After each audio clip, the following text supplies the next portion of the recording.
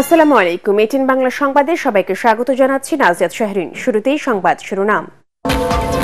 শিক্ষা প্রতিষ্ঠানে হামলা ভাঙচুরের ঘটনায় জড়িতদের ছাড় নয়, হুঁশিয়ারি উপদেষ্টা আসিফ মাহমুদের। পরিকল্পিতভাবে দেশে অস্থিরতার চেষ্টা চলছে, অভিযোগ তথ্য উপদেষ্টা নাহিদ ইসলামের। চ্যালেঞ্জ নয়, দায়িত্বকে সুযোগ হিসেবে দেখছেন নতুন নির্বাচন কমিশনাররা। সুষ্ঠু ভোট আয়োজনে ইসি দায়বদ্ধ।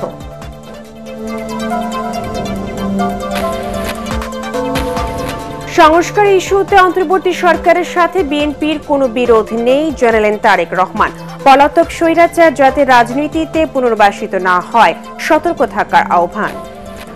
শিক্ষা প্রতিষ্ঠানে হামলা ভাঙচুরের ঘটনায় জড়িত কাউকে ছাড় দেওয়া হবে না বলে জানিয়েছেন উপদেষ্টা আসিফ মাহমুদ সজীব ভুঁইয়া। শিক্ষার্থীদের কোনো উস্কানিতে পা না দেবার আহ্বান জানান তিনি। সন্ধ্যায় রাজধানী ফরেন সার্ভিস একাডেমিতে সংবাদ সম্মেলনে উপদেষ্টা জানান, শিক্ষার্থীদের সংঘর্ষে নিহতের কোনো ঘটনা ঘটেনি। কয়েকজনের মৃত্যুর বিষয়টি গুজব। হতাহতের কোনো ঘটনা যাতে না ঘটে সেজন্য আইন শৃঙ্খলা বাহিনী কঠোর অবস্থানে যায়নি। পরে তথ্য উপদেষ্টা নাহিদ ইসলাম বলেন, পরিকল্পিতভাবে দেশে অস্থিরতা তৈরির চেষ্টা চলছে। সরকারের স্বাভাবিক কার্যক্রম বাধাগ্রস্ত করাই ষড়যন্ত্রকারীদের লক্ষ্য। তথ্য উপদেষ্টা জানান, দৈনিক প্রথম আলোতে ভাঙচুরের ঘটনায় জড়িতদের আইনের আওতায় আনা হবে। পরিকল্পনা না থাকলে আসলে একদিনে এতগুলো ঘটনা, এটা তো আর কাকতালীয় না। তো আমরা এটা অবশ্যই মনে করছি নানা পক্ষের এখানে পরিকল্পনা আছে এবং সরকার সফলভাবে প্রশাসনিক কার্যক্রম করুক, এইটা তো আসলে অনেকেই হয়তো চাচ্ছে না। এবং আমাদের যেই বিগত ফ্যাসিস্ট সরকার, তারা তো নানাভাবে অপপ্রচার চালিয়ে যাচ্ছে। কিছুদিন ধরেই ঢাকার বিভিন্ন কলেজে এই ধরনের অপ্রীতিকর ঘটনা ঘটছে। আমরা ঢাকা কলেজের দিকেও এর আগে দেখেছি এবং আমরা বারবার আহ্বান জানাচ্ছি যে কোনো প্রকার উস্কানিতে পা না দিয়ে ছাত্ররা যেন ধৈর্য সহকারে সমাধান করার আহ্বান জানিয়েছি। এই ধরনের ঘটনাকে আর কোনোভাবেই টলারেট করা হবে না। এদিকে দেশের চলমান অস্থিরতা, বিভিন্ন শিক্ষা প্রতিষ্ঠানে ছাত্র সংঘাত ও সামগ্রিক সমস্যা নিয়ে গণঅভ্যুত্থানে অংশ নেওয়া ছাত্র সংগঠনগুলোর সঙ্গে বৈঠক করছেন বৈষম্য বিরোধী ছাত্র আন্দোলনের নির্বাহী কমিটি। রাজধানীর বাংলা মোটরের রূপায়ণ টাওয়ারে বৈষম্য বিরোধী ছাত্র আন্দোলনের কার্যালয়ে চলছে এই বৈঠক। এই মুহূর্তে সেখানে আছেন আমাদের সহকর্মী তরিক ইসলাম। বৈঠকের বিষয়ে বিস্তারিত জানতে সরাসরি চলে যাচ্ছি তার কাছে। তরিক, বৈঠকে কি কোনো সিদ্ধান্ত হয়েছে এবং এই সংক্রান্ত আর কি কি তথ্য আপনার কাছে আছে, আমাদেরকে বিস্তারিত জানাবেন।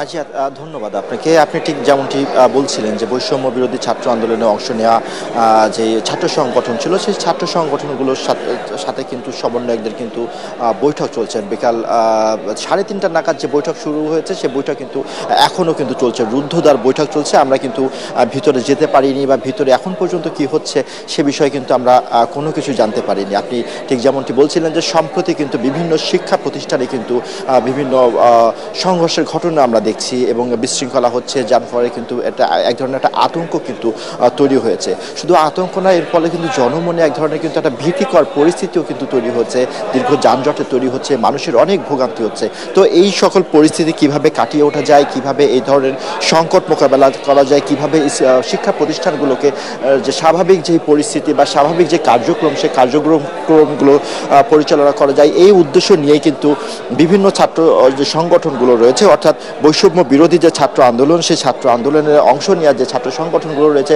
সেই ছাত্র সংগঠনগুলোর সাথে কিন্তু বৈঠক করছে সমন্বয়করা। আমাদের আরও কিছু সময় এখানে হয়তো বা অপেক্ষা করতে হবে, তারপরে যদি আমরা জানতে পারি যে বৈঠকে কি আসছে বা বৈঠকে কোন বিষয়গুলো নিয়ে আলোচনা হয়েছে, তারপরে হয়তো বা আপনাদেরকে জানাতে পারবো। তবে মোটা দাগে যেটা বলতে পারি সেটা হচ্ছে প্রায় 3.5 ঘন্টার বেশি সময় ধরে কিন্তু এই বৈঠক চলছে এবং এই বৈঠকে কি আলোচনা হতে পারে বা কোন কোন বিষয়গুলো আলোচনা উঠতে পারে সেই বিষয়গুলো আমরা না জানলেও মোটা দাগে বলতে পারি যে স্বাভাবিকভাবে স্কুল কলেজ বা শিক্ষা প্রতিষ্ঠানগুলোকে যে শান্তিপূর্ণ পরিবেশ, সেই শান্তিপূর্ণ পরিবেশ বজায় রাখার জন্য এবং এই দুর্ঘটনা বা এই বিশৃঙ্খলা কারা ঘটাচ্ছে বা কিভাবে ঘটছে তা নিরূপণ করার উদ্দেশ্যে কিন্তু এই বৈঠক অনুষ্ঠিত হচ্ছে এবং বৈঠক এখন পর্যন্ত চলছে। তো নাজিয়াত, এই ছিল আমার কাছে বৈঠকের সর্বশেষ সংবাদ এবং পরবর্তীতে আমরা আমাদের দর্শকদের জানিয়ে দেব যে বৈঠকে কোন কোন বিষয়গুলো উঠে এসেছে। জি তরিক, আপনি সেখানে থাকবেন, পরবর্তীতে আমরা আবার আপনার সাথে যোগাযোগ করব। ধন্যবাদ। বৈষম্য বিরোধী ছাত্র আন্দোলনের কার্যালয়ে বৈঠক সংক্রান্ত সর্বশেষ তথ্য জানাচ্ছিলেন আমাদের সহকর্মী তরিক ইসলাম। চ্যালেঞ্জ নয়, দায়িত্বকে সুযোগ হিসেবে দেখছেন নতুন নির্বাচন কমিশনাররা। সুষ্ঠু ভোট আয়োজনে ইসি দায়বদ্ধ। আগারগাঁও নির্বাচন ভবনে প্রধান নির্বাচন কমিশনার সহ নিজেদের প্রথম কর্মদিবসে কর্মকর্তাদের সঙ্গে পরিচিতি সভা ও মতবিনিময় শেষে এসব কথা জানান কমিশনাররা। বিস্তারিত আদ্দিন সজীবের রিপোর্টে। প্রধান নির্বাচন কমিশনার এএমএম নাসির উদ্দিনের প্রথম কর্মদিবস। নির্বাচন ভবনে সময় মতোই হাজির হন অন্য 4 কমিশনার অবসরপ্রাপ্ত ব্রিগেডিয়ার জেনারেল আবুল ফজল মোহাম্মদ সানাউল্লাহ, সাবেক জেলা ও দায়রা জজ আব্দুর রহমান এল মাসুদ, সাবেক যুগ্ম সচিব তাহমিন আহমেদ ও সাবেক অতিরিক্ত সচিব আনোয়ারুল ইসলাম সরকারও। ইসি কর্মকর্তাদের শুভেচ্ছা বিনিময় শেষেই বৈঠকে বসেন নবগঠিত কমিশন। নেতৃত্ব দেন প্রধান নির্বাচন কমিশনার। 11:30 থেকে 2টা পর্যন্ত প্রায় 2 ঘন্টার মতবিনিময় শেষে অবসরপ্রাপ্ত ব্রিগেডিয়ার জেনারেল আবুল ফজল মোহাম্মদ সানাউল্লাহ বলেন, নির্বাচন নিয়ে চ্যালেঞ্জ নয়, এই সুযোগকে কাজে লাগিয়ে এবার ভোটের অধিকার ফিরিয়ে দেবে কমিশন। আমরা এটাকে অপরচুনিটি ভাবছি এই জন্য, জাতি একটা ক্রান্তি লগ্নে এসে দাঁড়িয়েছে যেখানে আমাদের আর কোনো বিকল্প নেই একটা ভালো নির্বাচন করা ছাড়া, এবং আমরাই সেই ব্যক্তিরা যারা আল্লাহ এখানে নির্ধারণ করে পাঠিয়েছেন এই প্রত্যাশা ডেলিভার করার জন্য, এবং আমরা আত্মবিশ্বাসী, ইনশাআল্লাহ আমরা এটা ডেলিভার করব, আমরা ওয়াদাবদ্ধ। ভালো নির্বাচন দেওয়ার কোনো বিকল্প নেই মন্তব্য করে সদ্য দায়িত্বপ্রাপ্ত এই কমিশনার বলেন, সরকারের চলমান সংস্কার এবং নির্বাচন প্রক্রিয়া শেষেই দ্রুত হবে জাতীয় নির্বাচন। এই সরকারের উদ্দেশ্য হচ্ছে দ্রুততম সময়ে নির্বাচন দেওয়া, তবে যেসব সংস্কার কার্যক্রম তারা হাতে নিয়েছেন সেগুলো তো চলমান আছে। চলমান সংস্কার প্রক্রিয়া, আমাদের যা কিছু কাজ আছে হাতে, সেগুলো মিলিয়ে দ্রুত ব্যাপারটা হয়তো রিলেটিভই থাকবে, তবে সবারই তো উদ্দেশ্য হচ্ছে নির্বাচনের দিকেই যাওয়া। কোন পরিস্থিতিতে এই সরকার গঠন হয়েছে এবং কমিশনের কাছে জাতির প্রত্যাশা, করণীয় বিষয়ে বৈঠক শেষে দিক নির্দেশনা দেন প্রধান নির্বাচন কমিশনার এএমএম নাসির উদ্দিন। আদ্দিন সজীব, এটিএন বাংলা, ঢাকা। সংস্কার ইস্যুতে অন্তর্বর্তী সরকারের সাথে বিএনপির কোনো বিরোধ নেই বলে জানিয়েছেন দলের ভারপ্রাপ্ত চেয়ারম্যান তারেক রহমান। জাতীয় প্রেস ক্লাবে ঢাকা সাংবাদিক ইউনিয়নের বার্ষিক সাধারণ সভায় সবাইকে সতর্ক করে তিনি বলেন, সংস্কার আগে না নির্বাচন, এই নিয়ে যারা বিভ্রান্তি সৃষ্টির চেষ্টা করছে তাদের উদ্দেশ্য ভিন্ন। ভার্চুয়ালি দেয়া বক্তব্যে তারেক রহমান বলেন, পলাতক স্বৈরাচার যাতে রাজনীতিতে পুনর্বাসনের সুযোগ না পায় সেজন্য আইনগত ও রাজনৈতিক পদক্ষেপের মাধ্যমে আওয়ামী লীগকে জনগণ দিয়ে প্রত্যাখ্যান করতে হবে। মইনুল আহসানের রিপোর্ট। ঢাকা সাংবাদিক ইউনিয়নের বার্ষিক সাধারণ সভায় লন্ডন থেকে ভার্চুয়ালি যুক্ত হন বিএনপির ভারপ্রাপ্ত চেয়ারম্যান তারেক রহমান। অনুষ্ঠানে সাংবাদিক নেতারা বলেন, গণ আন্দোলনে স্বৈরাচার শেখ হাসিনা পালিয়ে গেলেও এখনও গণমাধ্যম ফ্যাসিবাদের দোসর মুক্ত হয়নি। তারেক রহমান বলেন, স্বৈরাচার মুক্ত বাংলাদেশ প্রতিষ্ঠায় হাজারো ছাত্র জনতাকে প্রাণ দিতে হয়েছে, বরণ করতে হয়েছে পঙ্গুত্ব। তাদের ত্যাগকে কোনোভাবেই বৃথা যেতে দেয়া যাবে না। শুধু জুলাই আগস্টে গণ অভ্যুত্থানে কমপক্ষে 2000 ছাত্র জনতাকে শহীদ করা হয়েছে, কমপক্ষে 30,000 মানুষকে করা হয়েছে আহত। গণ অভ্যুত্থানের এই সময় শুধুমাত্র বিএনপি এবং এর অঙ্গ সহযোগী সংগঠনেরও 4 শতাধিকেরও বেশি নেতাকর্মী শহীদ হয়েছেন। আমরা যারা বেঁচে আছি, শহীদদের আকাঙ্ক্ষার একটি গণতান্ত্রিক, মানবিক, বৈষম্যহীন বাংলাদেশ প্রতিষ্ঠার মাধ্যমে শহীদদের রক্তের ঋণ পরিশোধ করা আমাদের দায়িত্ব। বিতাড়িত স্বৈরাচার এবং তাদের দোসর চক্র নানা কৌশলে আবারও মাথাচাড়া দিয়ে ওঠার অপচেষ্টা শুরু করেছে। আওয়ামী লীগের নির্বাচনে অংশগ্রহণ ও রাজনীতি নিষিদ্ধ ইস্যুতে দলের অবস্থান তুলে ধরেন বিএনপির ভারপ্রাপ্ত চেয়ারম্যান। তাদেরকে একদিকে আদালতে বিচারের মুখোমুখি করা প্রয়োজন, অপরদিকে তাদেরকে অবশ্যই জনগণের আদালতের রাজনৈতিক বিচারে প্রত্যাখ্যাত হওয়ার পরিস্থিতিতেও ফেলতে হবে। আমি দৃঢ়ভাবে বিশ্বাস করি গণবিরোধী বিতাড়িত অপশক্তি বাংলাদেশের রাজনীতিতে আর মাথা তুলে দাঁড়াতে সক্ষম হবে না। সংস্কারের পাশাপাশি যৌক্তিক সময়ের মধ্যে অন্তর্বর্তী সরকার জাতীয় নির্বাচন দেবে বলেও আশা করেন তিনি। অন্তর্বর্তীকালীন সরকার ইতিমধ্যেই নির্বাচন কমিশন পুনর্গঠন করেছে। জনগণের ভোটের নির্বাচিত প্রতিনিধিদের দ্বারা একটি জনপ্রতিনিধিশীল সংসদ ও সরকার গঠনের লক্ষ্যে এটি একটি গুরুত্বপূর্ণ ধাপ বলে আমরা মনে করি। সংস্কার কার্যক্রম নিয়ে অন্তর্বর্তীকালীন সরকারের সঙ্গে বিএনপির কোনো বিরোধ নেই। সংস্কার আগে নাকি নির্বাচন আগে, যারা এ ধরনের প্রশ্ন তুলে জনমনে বিভ্রান্তি সৃষ্টির অপচেষ্টায় লিপ্ত হয়েছেন তাদের উদ্দেশ্য কিন্তু ভিন্ন। সভায় জামায়াতে ইসলামীর সেক্রেটারি জেনারেল মিয়া গোলাম পরোয়ার অন্তর্বর্তী সরকারের প্রতি অবিলম্বে প্রয়োজনীয় সংস্কার শেষে জাতীয় নির্বাচনের রোডম্যাপ ঘোষণার দাবি জানান। জাতীয় ঐক্যের ভিত্তিতে আমরা এমন একটি নির্বাচনী পন্থা অবলম্বন করতে পারি যে জাতীয় নির্বাচনের মধ্য দিয়ে আওয়ামী ফ্যাসিবাদকে রাজনৈতিকভাবে এখানে আমরা নিঃশেষ করে দিতে পারি। এ সময় সাংবাদিক নেতারা গণমাধ্যম সুরক্ষা আইন প্রণয়ন, বন্ধ সংবাদ মাধ্যম খুলে দেয়া সহ 7 দফা দাবি তুলে ধরেন। মইনুল আহসান, এটিএন বাংলা, ঢাকা। ৫,৯১৫ কোটি টাকার 5টি প্রকল্প অনুমোদন দিয়েছে অন্তর্বর্তী সরকারের চতুর্থ জাতীয় অর্থনৈতিক পরিষদের নির্বাহী কমিটি একনেক। এর মধ্যে সরকারি অর্থায়নে ১,০৯৫ কোটি ৯৪ লাখ, বৈদেশিক অর্থায়ন ৪,৭৮৭ কোটি ৫০ লাখ এবং সংস্থা নিজস্ব অর্থায়ন ৩২ কোটি ৫৫ লাখ টাকা। প্রধান উপদেষ্টা ও একনেক চেয়ারপারসন ডক্টর মোহাম্মদ ইউনূসের সভাপতিত্বে বৈঠকে এসব অনুমোদন দেওয়া হয়।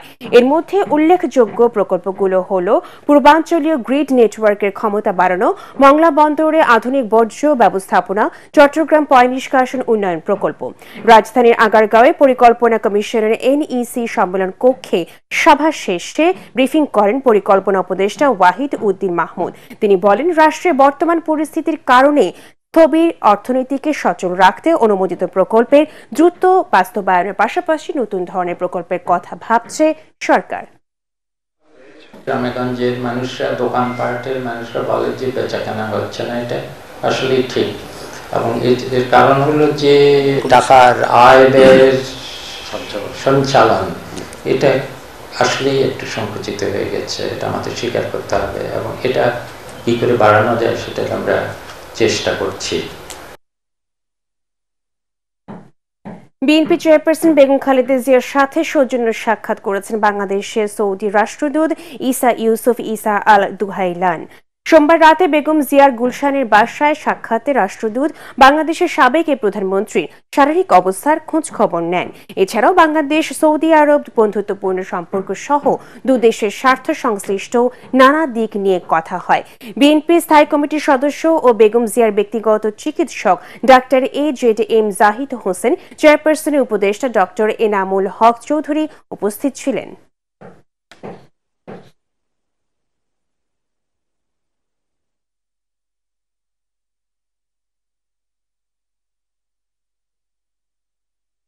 বিদেশি ক্রেতাদের আকৃষ্ট করতে শ্রম আইন সংস্কারে অন্তর্বর্তী সরকার প্রতিশ্রুতিবদ্ধ বলে জানিয়েছেন প্রধান উপদেষ্টা ডক্টর মোহাম্মদ ইউনূস। মার্কিন যুক্তরাষ্ট্রে শ্রম এবং শীর্ষস্থানীয় ব্র্যান্ড প্রতিনিধিদের সাথে সাক্ষাতে এ মন্তব্য করেন তিনি। প্রধান উপদেষ্টার কার্যালয়ে অনুষ্ঠিত বৈঠকে দেশে বিদ্যমান শ্রম আইনকে বিশ্বমানের করার কথা বলেন ডক্টর ইউনূস। প্রতিনিধি দলের নেতৃত্বে আছেন যুক্তরাষ্ট্রের শ্রম বিভাগের উপমন্ত্রী থিমিলি এবং দেশটির আন্তর্জাতিক শ্রম বিষয়ক বিশেষ প্রতিনিধি কেলি ফে রদ্রিগেজ। এ সময় শ্রম আইন সংস্কারে এবং শ্রমিক বান্ধব পরিবেশ নিশ্চিতে ডক্টর ইউনূসকে সহযোগিতার আশ্বাস দেন তারা। তৈরি পোশাক ও জুতা কারখানা শ্রমিকদের ইউনিয়ন করার অধিকার এবং প্রতি বছর মজুরি পর্যালোচনায় গুরুত্বারোপ করেন মার্কিন প্রতিনিধি দল। শ্রমিকদের মজুরি বাড়াতে প্রতি বছরের জানুয়ারিতে অর্ডারের পরিমাণ বাড়ানোর জন্য শীর্ষস্থানীয় ব্র্যান্ডদের আহ্বান জানান প্রধান উপদেষ্টা। ব্র্যান্ড PVH, কেলভিন ক্লেইন এবং গ্যাপের প্রতিনিধিরা এ সময় উপস্থিত ছিলেন।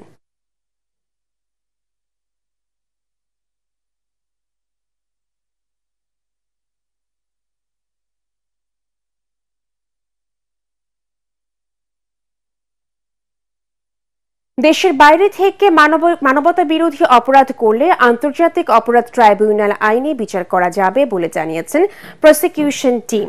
এছাড়া গুমের সঙ্গে জড়িত র্যাব, পুলিশ, আনসার, সামরিক বাহিনীর সদস্য, গোয়েন্দা সংস্থা, বিজিবি সদস্যদের বিচার করা যাবে ট্রাইব্যুনালের নতুন অধ্যাদেশে। ট্রাইব্যুনালের অন্তর্বর্তী আদেশের বিরুদ্ধে আপিলের সুবিধা সহ আসামি পক্ষের জন্য বিভিন্ন বিধান যুক্ত করা হয়েছে নতুন অধ্যাদেশে। সবকিছু মিলিয়ে আন্তর্জাতিক অপরাধ ট্রাইব্যুনাল আইন 1993 এর সংশোধনী অধ্যাদেশটি বিশ্বমানের হয়েছে বলে দাবি করেছে ট্রাইব্যুনালের প্রসিকিউশন টিম। আগে শুধুমাত্র বাংলাদেশের অভ্যন্তরে থেকে অপরাধ করলেই এই আইনে বিচার করা যেত। এখন যেটা করা যাবে সেটা হলো বাংলাদেশের অভ্যন্তরে থেকে অথবা বাংলাদেশের বাইরে যে কোনো টেরিটরিতে থেকে যদি বাংলাদেশে ক্রাইমস এগেইনস্ট হিউম্যানিটি বা জেনোসাইড করা হয় তাহলে তাকে বিচার করা যাবে। আবার বাংলাদেশের অভ্যন্তরে থেকে যদি কোনো বিদেশিও এ ধরনের অপরাধ করে থাকে তাকেও বিচার করা যাবে। আন্তর্জাতিকভাবে যে প্রশ্নগুলো এই আইন সম্পর্কে তোলা হতো সেই সকল প্রশ্নকে মিট আপ করে এই সংশোধনটা করা হয়েছে ন্যায় বিচারের স্বার্থে এবং আন্তর্জাতিক স্ট্যান্ডার্ডকে বজায় রেখে। রাজুকে দৃশ্যমান পদক্ষেপ না থাকায় জমি ভরাট ও ভূমিদস্যুরা বেড়েছে বলে জানিয়েছেন উপদেষ্টা সৈয়দা রিজওয়ানা হাসান। বুয়েটে এক সেমিনারে তিনি বলেন, বিগত বছরগুলোতে উন্নয়নগুলো উপেক্ষিত হয়ে জনস্বার্থ প্রাধান্য পেয়েছে গোষ্ঠী স্বার্থ। এই অবস্থায় রাজুকে কার্যক্রম স্বচ্ছ ও জনমুখী করার তাগিদ দেন তিনি। পরিবেশ সুরক্ষায় শিগগিরই নগরী থেকে ফিটনেসবিহীন যানবাহন তুলে দেবার ঘোষণাও দেন এই উপদেষ্টা। বন বিভাগের সমস্ত দখল 5% অফ ইটস ফরেস্ট ল্যান্ড, বাকি যে 95% আছে সেইটুকুনো যদি ঠিক করে রক্ষা করতো তাহলেও তো আমরা বলতে পারতাম আমাদের দেশে বন আছে। ভূমিদস্যুতা অনেক কথা শুনেছি, কোনো ভূমিদস্যুকে তো শাস্তি পাইতে দেখি নাই এখনো। পাবলিকের কাছে রাজুকের ইমেজ বিন্দুমাত্র পজিটিভ কিনা। কোনো মানুষ রাজুকে যাইতে হবে, সে যা দোয়া দুরুদ জানে সব পড়ে যায়। আপনার সেবাটা দয়া করে স্বচ্ছ এবং জনমুখী করে।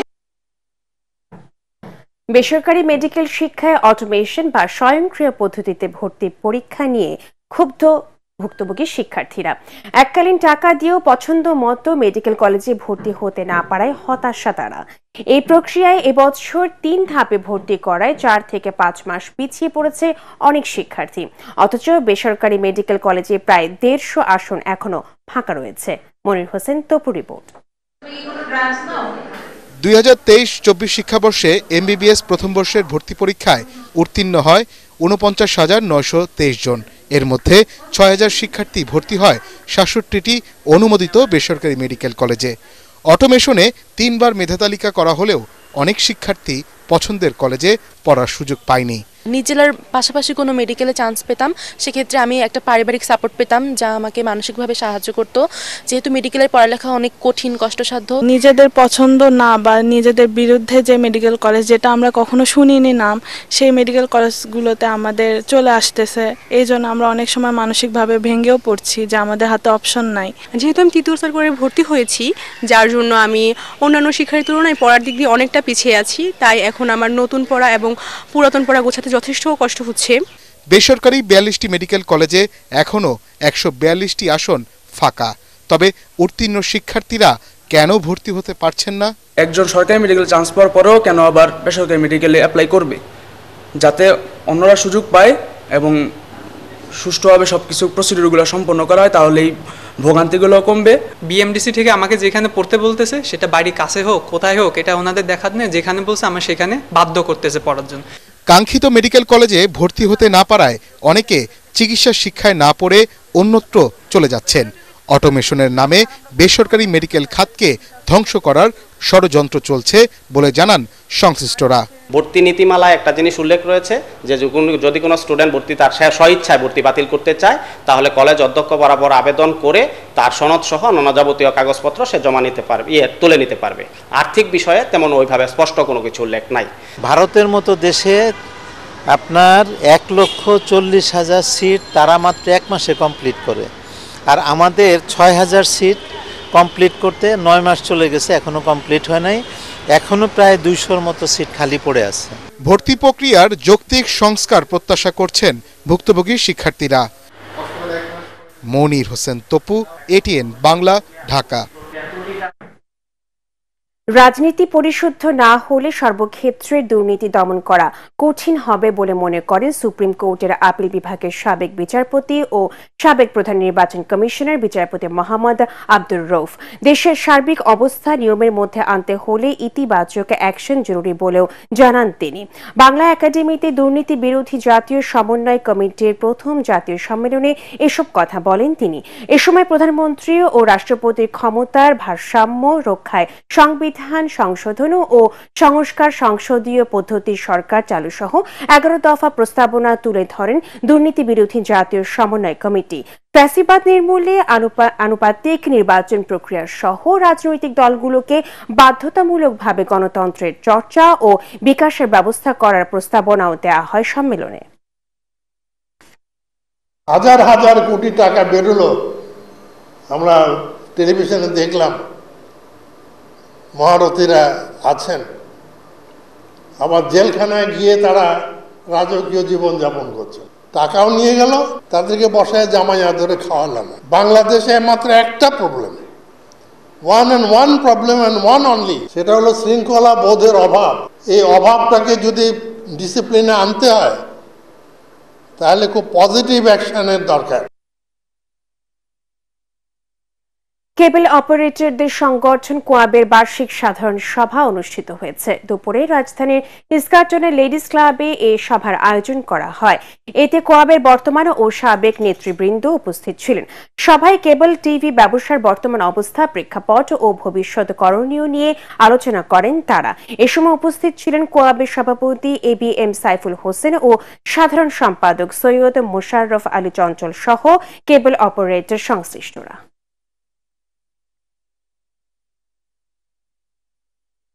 আল রাফা ইসলামী ব্যাংক অর্থ সংবাদ।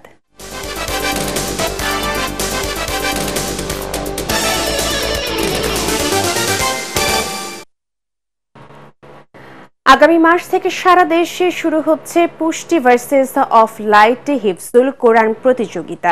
এ উপলক্ষে রাজধানীর একটি হোটেলে সংবাদ সম্মেলনের আয়োজন করে টিকে গ্রুপ। কণ্ঠে ছড়াক পবিত্র বাণী, এই স্লোগানকে সামনে রেখে আয়োজন করা হচ্ছে এই প্রতিযোগিতার। সংবাদ সম্মেলনে প্রতিষ্ঠানটির HR director Almas Raisul Gani, TK গ্রুপের head of brand and communication Ibrahim Khalil, adviser Mohammad Mahfuzur Rahman ও প্রতিষ্ঠানটির সকল ইউনিটের head of business, head of sales সহ ঊর্ধ্বতন কর্মকর্তারা বক্তব্য রাখেন। প্রতিযোগিতায় বিচারক হিসেবে থাকবেন আন্তর্জাতিক কোরআন তেলাওয়াত সংস্থা ইকরা চেয়ারম্যান কারি শায়েখ আহমদ বিন ইউসুফ আল আজহার, আন্তর্জাতিক খ্যাতিসম্পন্ন সৌদি আরবের জেদ্দার আল কামাল মসজিদের সাবেক ইমাম হাফিজ মাওলানা আব্দুল কাদের রহমানি এবং জর্ডান থেকে আন্তর্জাতিক খ্যাতিসম্পন্ন ইসলামী স্কলার হাতেম জামিল মাহমুদ সুহেমাত। এবারের প্রতিযোগিতায় সম্মিলিতভাবে 40 লাখ টাকার সমমানের পুরস্কার দেওয়া হবে।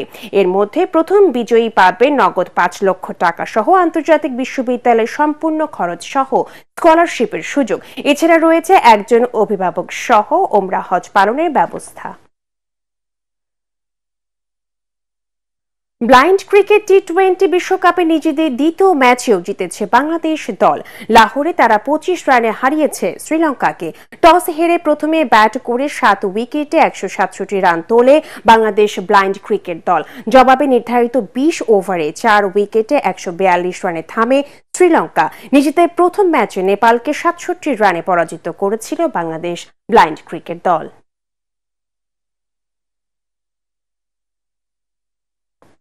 শেষ করার আগে সংবাদ শিরোনামগুলো জানিয়ে দেব আরো একবার। শিক্ষা প্রতিষ্ঠানে হামলা ভাঙচুরের ঘটনায় জড়িতদের ছাড় নয়, হুঁশিয়ারি উপদেষ্টা আসিফ মাহমুদের। পরিকল্পিতভাবে দেশে অস্থিরতার চেষ্টা চলছে, অভিযোগ তথ্য উপদেষ্টা নাহিদ ইসলামের। চ্যালেঞ্জ নয়, দায়িত্বকে সুযোগ হিসেবে দেখছেন নতুন নির্বাচন কমিশনাররা। সুষ্ঠু ভোট আয়োজনে ইসি দায়বদ্ধ।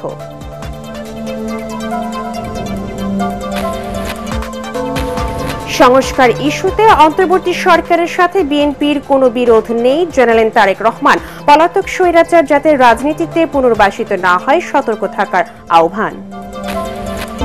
পরবর্তী সংবাদ দেখার আমন্ত্রণ জানিয়ে এখনকার মতো শেষ করছি। এটিএন বাংলা সংবাদ ইউটিউবে দেখতে ব্রাউজ করুন youtube/18 বাংলা নিউজ। ধন্যবাদ সবাইকে।